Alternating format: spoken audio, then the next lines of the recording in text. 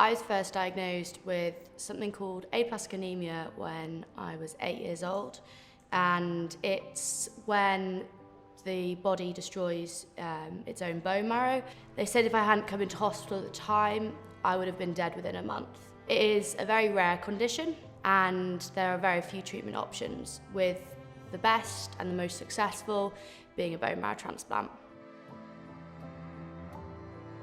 I joined the bone marrow register in the year 2000 and completely forgot what was on it really. And then 8 years later, I just got a lot of phone calls saying I was a strong match for a younger, well, someone in need basically. I did my bone marrow transplant, which was a bit like giving blood really for 4 hours. Painless procedure. And at the time, all I got told was that they'd collected enough for this young girl.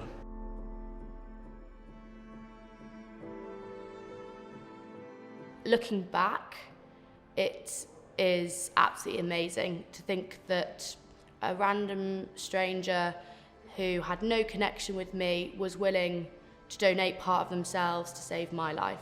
A couple of months later, I started receiving some lovely letters from Vicky's dad and some handwritten and drawn cards from Vicky.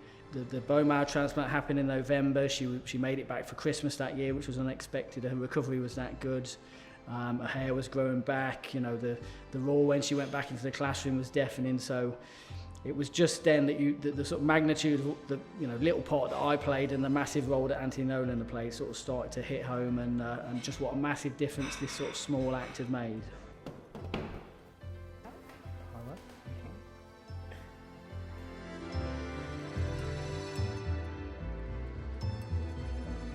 London Marathon obviously is the biggest marathon in the world. It's just been, it's been on the bucket list for many years. For Anthony Nolan, the charity that made this transplant possible, how cool would it be the recipient and the donor running it together?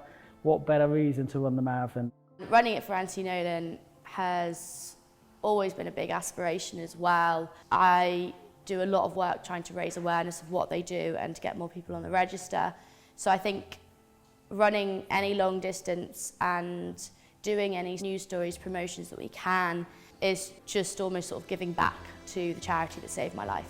So hopefully we'll inspire people to run, but most importantly inspire people to sign up to the sort of stem cell register, to the bone marrow register. There are still so many people out there requiring transplants who aren't finding the matches they need, and unfortunately there are still people who will die from not having a transplant.